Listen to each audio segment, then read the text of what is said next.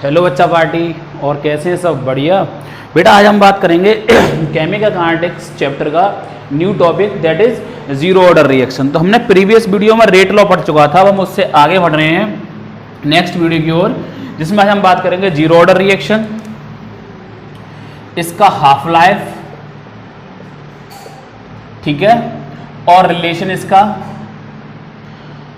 Rate constant का concentration के साथ, ठीक है, या बोल सकते हो इसका रिलेशन टाइम का रेट कॉन्सेंट्रेशन के साथ, ठीक है। R is the concentration of reactant. तो सबसे पहले बात करते हैं कि रेट लॉ के अकॉर्डिंग जीरो ऑर्डर रिएक्शन को कैसे लिखा हुआ। तो आप लोगों ने रेट लॉ पढ़ा था, रेट इक्वल्स टू के रिएक्टेंट की पावर एन, ठीक है, यानी रिएक्टेंट की पावर एन का मतलब जो रिएक्टेंट का ये स्क्वायर ब्रैकेट है वो शो करता है आपका concentration of the reactant, concentration की पावर एन, ठीक है।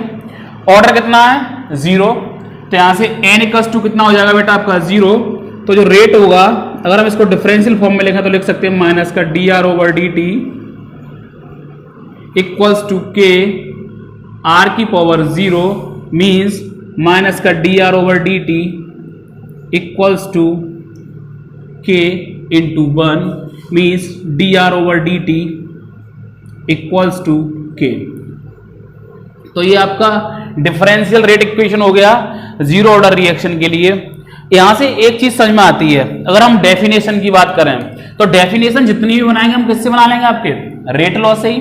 तो देखिए, तो हम इसकी अगर डेफिनेशन की बात करें तो हम बोल सकते हैं when the rate of reaction, ठीक है बेटा, यानी rate of reaction is independent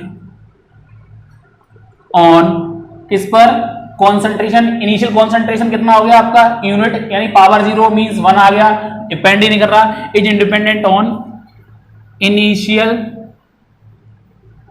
concentration of reactant, then such reaction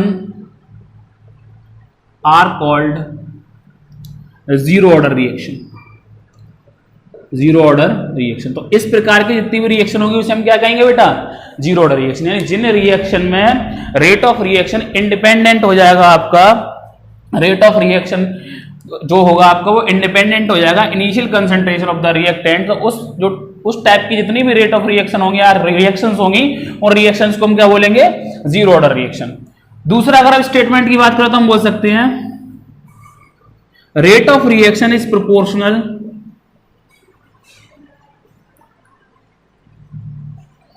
to the zero power of concentration of reactant. ये आपका सेकंड डेफिनेशन बन जाता है कि कॉन्सेंट्रेशन की पावर कितनी कर दें? जीरो कर दें। तब जो रेट ऑफ रिएक्शन होगा वो आपका क्या आएगा?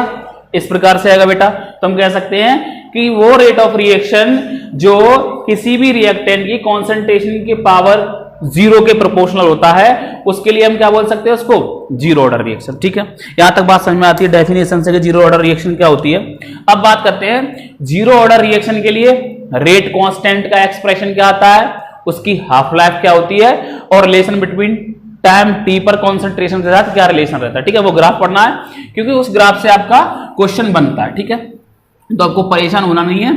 2 से 3 एग्जाम्पल ऐसे लेके चलेंगे जो आपके एग्जाम्पल ऐसे लेके चलेंगे 2 से 3 एग्जांपल जो आपके एग्जाम पॉइंट ऑफ व्यू से मोस्ट इंपोर्टेंट रहते हैं, यानी कि वही एग्जांपल आपके पेपर में बार बार पूछे जाते हैं, ठीक है। तो देखो, सबसे पहले एक रिएक्शन मानते हैं अपन लोग। Let us consider a reaction, ठीक है। एक रिएक्शन मानते हैं, सिंपल सी कोई रिएक्शन मान लिया हमने बेटा कि R से P बन रहा है, ठीक है। कोई रिएक्टेंट हमने R ले लिया, उससे प्रोडक्ट क्या बनना हमारा? P। अगर मैं इससे रेट लिखूं इस रिएक्शन का, तो रेट क्या लिखूंगा मैं? माइनस का D R over D T, ठीक है, ये तो लिख दूंगा। इक्वल्स टू रेट लॉ के अकॉर्डिंग कैसे लिखूंगा? मैं तो दोनों रेट इक्वल कर दे रहे। एक रेट अपन लोगों ने ये पढ़ा था माइनस का D R over D T equals to plus का D P over D T और रेट लॉ के अकॉर्डिंग कैसे लिखते थे, rate equals to K R की पावर एन। हमें नहीं पता क्या ऑर्डर है इसका, तो हमने एन मान लिया, दोनों को इक्वेट कर दिया क्योंकि दोनों रेट कैसे हैं आपके, सेम रहने वाले हैं। तो इसको किसके इक्वल कर दिया बेटा, इसके इक्वल कर दिया। तो यहां से क्या बन गया, के आर की पावर 0। ठीक है, यहां तक समझ में आता है। चलिए आगे बढ़ते हैं। अब क्या करना है मैंने, माइनस का D R over D T equals to k. यहां तक समझ में आता है बच्चों कि ये इतना हो जाएगा, क्योंकि ये क्या हो जाएगा आपका आर की पावर जो 0 है बेटा, वो आपका कितना हो जाएगा, वो 1 हो जाएगा। ठीक है, अब क्या करना है, अब हमें डिफरेंशियल खत्म करना है। This is the differential rate equation. हमें कौन सी इक्वेशन लेके आनी है, इंटीग्रेटेड फॉर्म लेके आनी है। तो हम बोल सकते हैं ऑन इंटीग्रेट बोथ साइड। ठीक है, देखो यहां पर एक बढ़िया आइडिया बता रहा हूं। हमने यहां पर ना टाइम लिया, ना हमने इसकी लिमिट ली, हम कांस्टेंट ले लेंगे, इम्प्रॉपर इंटीग्रेशन कर लेंगे। घबराने की कोई जरूरत नहीं है, दो तरीके से कर सकते हो आप। यहां पर प्रॉपर लिमिट के साथ भी इंटीग्रेट कर सकते हो, और प्रॉपर लिमिट नहीं है तो आप टाइम को 0 मानेंगे, फिर टाइम को t मानेंगे, उस टाइम पर जो कॉन्सेंट्रेशन रहने वाली होंगी उसके अकॉर्डिंग कर देंगे। तो अपन लोग उसी के अकॉर्डिंग लेके चल रहे हैं, क्योंकि फिजिक्स आप सब लोगों ने पढ़ी हुई है क्लास 11th में, उसी के अकॉर्डिंग। तो इसको अगर मैं लिखूं तो इसको मैं लिखूंगा अब d R equals to minus का के डी टी। ठीक है, और ये आपका इंटीग्रेशन का साइन हो गया। ये जो नागिन बन रही है ना, ये नागिन, ये कहलाती है आपका इंटीग्रेशन का साइन। ठीक है ना, तो ये आपका इंटीग्रेशन का साइन हो गया। और बेटा कांस्टेंट का इंटीग्रेशन कभी होता नहीं है, तो अगले स्टेप में हम क्या करेंगे, माइनस के को बाहर ले आएंगे और डी टी को ऐसे रखेंगे। इसको इक्वेशन फर्स्ट बोल दे रहे हैं। ठीक है, चलिए फर्स्ट नहीं, इसको अभी हटाइए, इंटीग्रेशन कर देंगे तब बोल देंगे। अब देखो यहां पर इंटीग्रेशन सिखा रहे हैं तुम्हें। ठीक है, जरा देखिए, इंटीग्रेशन के लिए कुछ फॉर्मूले लिख लो बेटा। पहला फॉर्मूला, दो फॉर्मूले कामयाब हैं केमिस्ट्री के लिए। dx का जो इंटीग्रेशन होगा वो कितना होगा आपका x, dx का इंटीग्रेशन कितना होगा x। दूसरा फॉर्मूला याद रखना, x की पावर n dx, इसका इंटीग्रेशन होता है x की power n plus 1 over n plus 1। अगर इम्प्रॉपर है तो प्लस का c और आ जाएगा। ठीक है, अगर लिमिट नहीं दिया तो ये कांस्टेंट और आ जाएगा c। उसकी वैल्यू हम कैसे कैलकुलेट करेंगे वो इस रिएक्शन के लिए सिखाएंगे। तो यहां पर x की पावर n dx का इंटीग्रेशन कितना हो गया, x की power n plus 1 divided by n plus 1। लेकिन हमें किससे काम चल जाएगा, हमारा काम इससे चल जाएगा। dx का इंटीग्रेशन कितना है x, तो dr का इंटीग्रेशन कितना हो जाएगा आपका r। ठीक है, r इक्वल्स टू माइनस का k। dt का इंटीग्रेशन कितना हो जाएगा बेटा आपका t प्लस कांस्टेंट कितना आ गया आपका c। तो कांस्टेंट इधर भी, तो दोनों में से एक ही तरफ कांस्टेंट लेना है। तो राइट हैंड साइड में हमने कांस्टेंट ले लिया कितना c। अब इस c की वैल्यू हमें डिटरमाइन करनी है। किसकी बेटा वैल्यू डिटरमाइन करनी है हमें, c की। तो जरा समझिएगा, c की वैल्यू डिटरमाइन करने से पहले इसको साफ कर रहा हूं, देखते रहिए। ठीक है ना, c की वैल्यू डिटरमाइन करनी है। तो यहां पर we calculate the value of c। c को हम बोलते हैं इंटीग्रेशन कांस्टेंट, ठीक है, c को क्या बोलते हैं अपन लोग, इंटीग्रेशन कांस्टेंट। c की वैल्यू डिटरमाइन करनी है, तो c की वैल्यू जो डिटरमाइन होगी वो आपकी इनिशियल कंडीशंस पर होगी बेटा। मींस अगर मैं बोलता हूं t इक्वल्स टू 0, तो r की कॉन्सेंट्रेशन कितनी मान ले रहे हैं अपन लोग, r0, और t टाइम पर कितनी मान ले रहे हैं r। ठीक है, तो मैं बोल दिया if t equals to 0, then जो कॉन्सेंट्रेशन r है वो किसके इक्वल है, r0 के इक्वल है। ठीक है, r0 बोल दिया, नॉट बोल दो, जो आपको अच्छा लगे। r0 means when time equals to 0, यानी रिएक्शन आपकी स्टार्ट नहीं हुई। ठीक है, अब पुट कर दीजिए किसमें, इक्वेशन फर्स्ट में। इसको इक्वेशन फर्स्ट दे दीजिए, put these value in equation first. तब क्या फाइंड करेंगे अपन लोग, आगे जगह रखिएगा r0 इक्वल्स टू माइनस के टाइम 0 प्लस c। तो यहां से c की वैल्यू आ गई आपकी r0 इक्वेशन सेकंड, ठीक है। अब देखिए फ्रॉम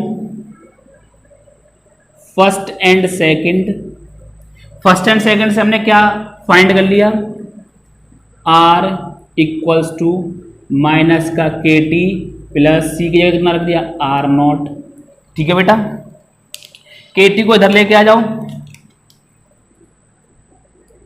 के t equals to R naught इधर ही रहेगा आपका, ये इधर से इधर जाएगा तो माइनस का हो जाएगा R, this is integrating rate equation.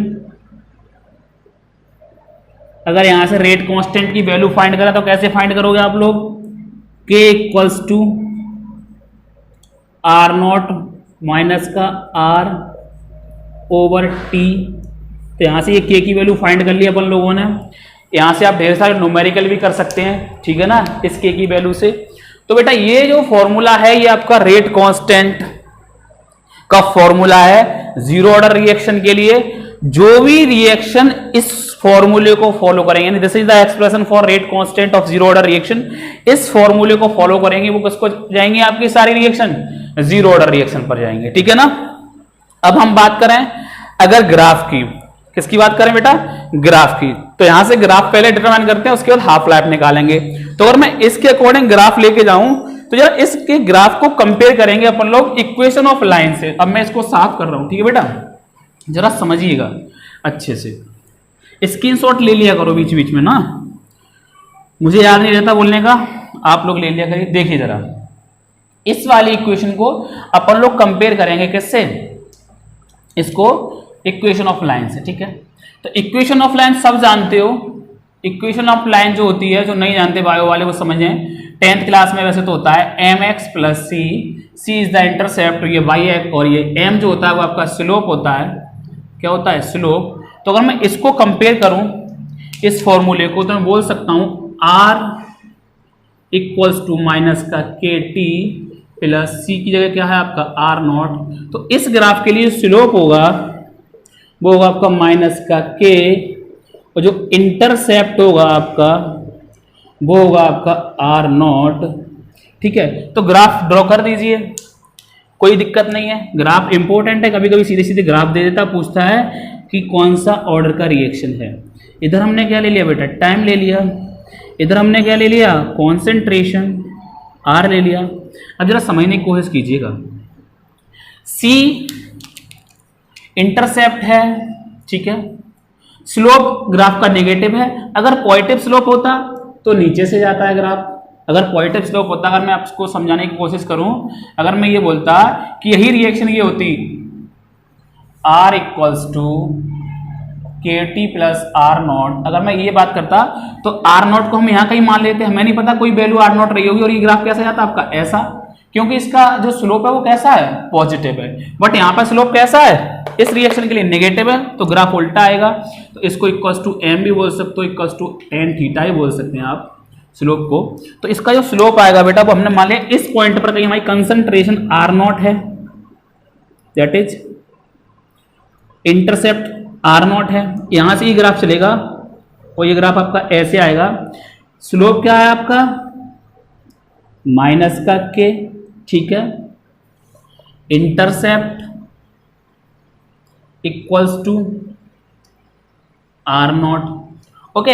अगर हम बात करें कि यहां पर कंसंट्रेशन क्या होगी, तो सीधी सी बात है, जब आपका टाइम मैक्सिमम हो चुका होगा तो यहां से आप फॉर्मूला निकाल सकते हैं, k t equals to R naught zero हो गया तो टी की वैल्यू निकालें तो आर अपॉन के हो जाएगा, यानी टी की वैल्यू अगर हम निकालें यहां से पूरा, अगर ये कंज्यूम हो जाए तो के की वैल्यू हो जाएगी आपकी आर अपॉन के, ठीक है ना। तो वो बात की बात है, इस पॉइंट पर ये जो पॉइंट होगा आपका, तो ऐसा तो कभी होता नहीं है कि कोई भी रिएक्शन 100% कंप्लीट हो जाए, तो जो ग्राफ है आपको वो यहीं तक दिखाना, टच नहीं करना, कर दोगे तब भी कोई फांसी नहीं देने वाला आपको। लेकिन जनरली ऐसा कोई रिएक्शन है नहीं नेचर में जो 100% कंप्लीट हो जाता हो, ठीक है।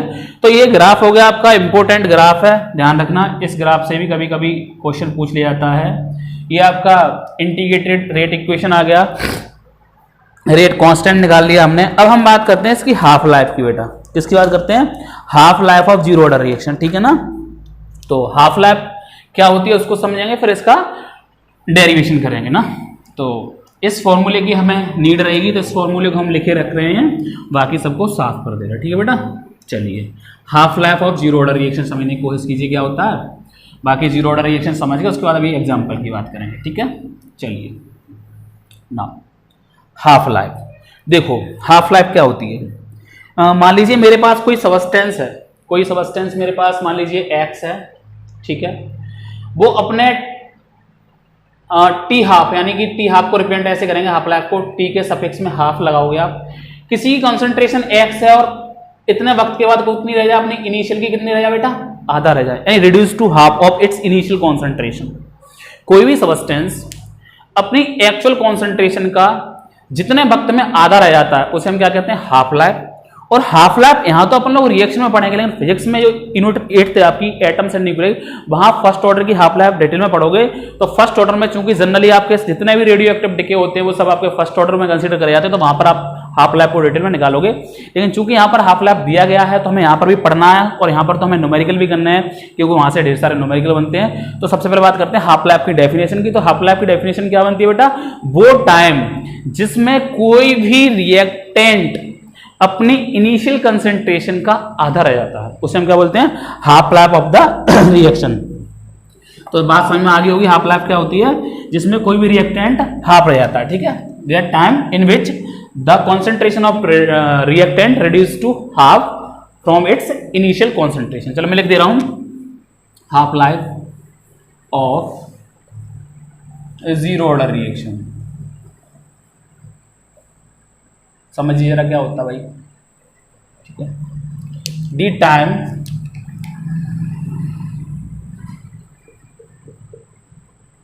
इन which the concentration of reactant reduced to half of its initial concentration is called half life of the reaction, ठीक है। बात समझ में आगे होगी। हम जानते हैं जीरो ऑर्डर के लिए रेट कांस्टेंट ये होता है, तो एज वी नो दैट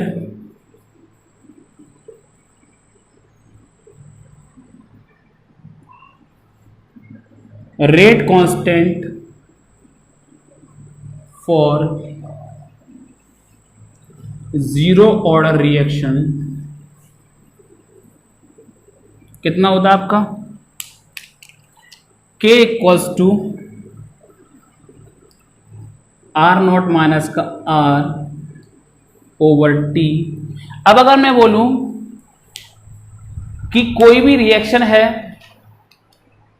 उसके लिए यदि इफ टी इक्वल्स टू कितना मान लिया, टी हाफ, देन जो उसकी कॉन्सेंट्रेशन है इनिशियल वो कितनी हो जाएगी, आधी, दैट इज टी टाइम पर कॉन्सेंट्रेशन कितनी मानी थी हमने, आर। तो आर जो कॉन्सेंट्रेशन है टाइम टी पर, वो टी कितना हो गया, टी हाफ। तो इनिशियल का कितना हो जाएगा आपका, आधा हो जाएगा, नहीं हो जाएगा, तो आधा हो गया। पुट कर दीजिए इक्वेशन में, यहां पर पुट कर दीजिए, तो यहां से के इक्वल्स टू जो होगा वो हमारा हो जाएगा आर नॉट माइनस का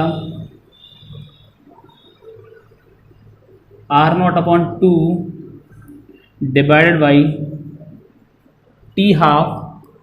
यहां से एलसीएम एलसीएम ले लीजिए, तो ये 2 का इंटू यहां पर होगा, तो k equals to 2 R naught minus का R naught divided by T half, और ये 2 से मल्टीप्लाई हो जाएगा, ठीक है बेटा। ये 2 नीचे भी आ जाएगा मल्टीप्लाई में आपका, तो यहां से अब k equals to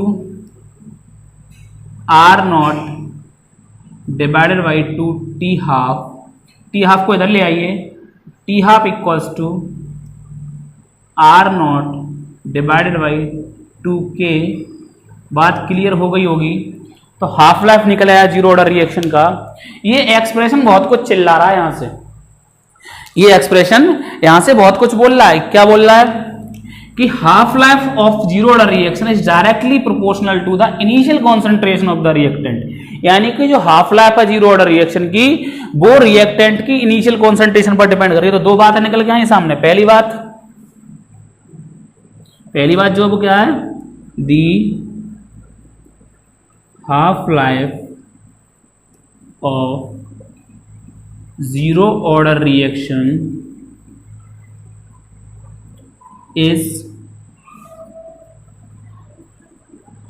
proportional to the initial concentration of reactant। Initial concentration of reactant, यानी पहली बात क्या निकल के आई कि half life of zero order reaction is proportional to the initial concentration of reactant. दूसरा पॉइंट जो निकल के आया बेटा, वो क्या निकल के आया आपका, देखिएगा जरा, इनवर्सली प्रोपोर्शनल टू द, यानी half life of zero order reaction is inversely proportional to K, यानी रेट कांस्टेंट। जितना ज्यादा रेट कांस्टेंट उतना कम half life. Means rate constant जितना ज्यादा होगा बेटा, हाफ लाइफ उतनी कम होगी। मींस रिएक्शन फास्ट होगी तो आपकी हाफ लाइफ कैसी होगी, कम होगी। ठीक है ना, जल्दी हो जाएगा रिएक्शन कंप्लीट। तो यहां पर बात क्लियर हो गई होगी। ठीक है, अब बात करते हैं अपन लोग एग्जाम्पल की। ठीक है, तो दो तीन एग्जाम्पल ऐसे हैं जिनको हम डिटेल में समझेंगे। ठीक है, समझिएगा जरा, यानी कि ऐसे एग्जाम्पल जिनके लिए हमें एक्सप्रेशन ढूंढने में दिक्कत आती है, लेकिन हम उसको आपको बताएंगे। ठीक है, चलो example of zero order reaction. याद कर लेना इन एग्जांपल्स को, दो तीन एग्जांपल हैं और इन्हीं के चारों तरफ आपका पेपर घूम जाएगा जीरो ऑर्डर रिएक्शन में। ठीक है, पहला example, decomposition of ammonia. Decomposition of ammonia, कैसे डिकम्पोज करना है हमें,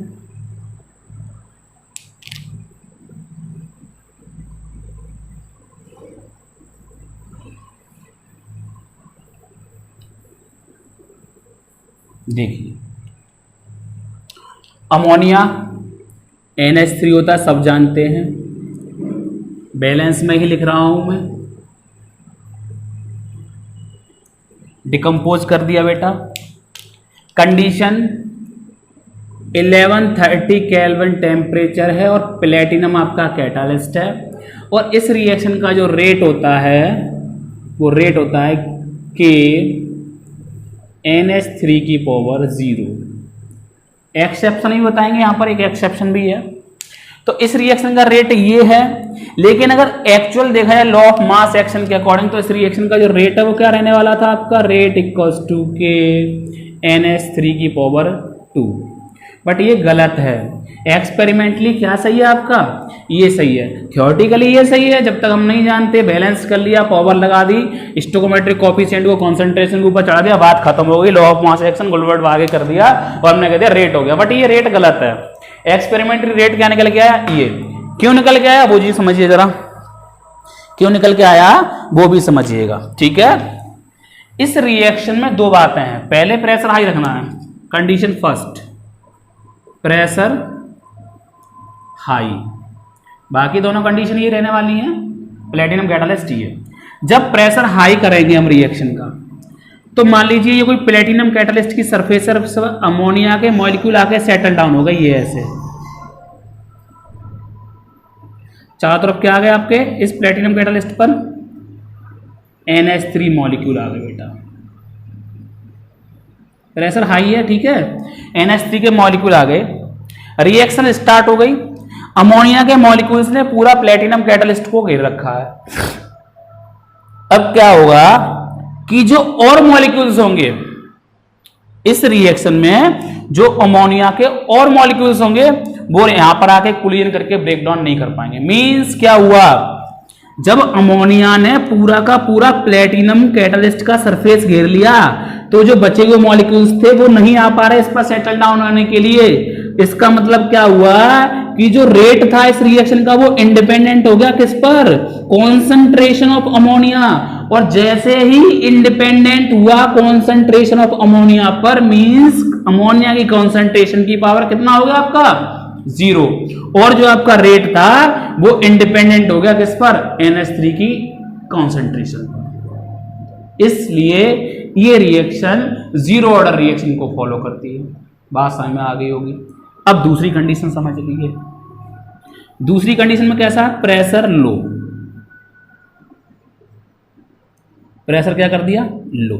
ठीक है, एक्सेप्शन है, इसको एक्सेप्शन लिख दे रहे हैं।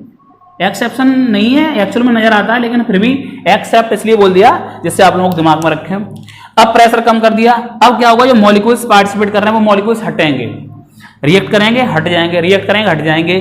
तो जो और मॉलिक्यूल्स हैं वो भी कंसीडर आपके आते रहेंगे इस पर और रिएक्शन करते रहेंगे, कोलिजन्स होते रहेंगे उनमें। और रिएक्शन जो है वो किसको फॉलो कर लेगी, जो रिएक्शन फॉलो कर जाएगी फर्स्ट ऑर्डर को। किसको फॉलो कर जाएगी, फर्स्ट ऑर्डर मैकेनिज्म को फॉलो कर जाएगी। ठीक है, कोलिजन थ्योरी के अकॉर्डिंग। बात समझ में आ गई। तो ये एग्जांपल बढ़िया था, समझ लिया। दूसरा एग्जांपल समझिए। दूसरा एग्जांपल है बेटा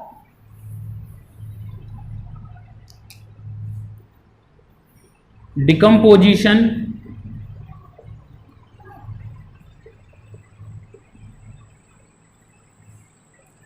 HI ऑन गोल्ड। दूसरा एग्जांपल है आपका decomposition of HI on gold. ठीक है, कैसे डिकम्पोज होगा HI ले लिया हमने, AU गोल्ड कैटालिस्ट ले लिया, किसमें टूट गया, H2 + I2।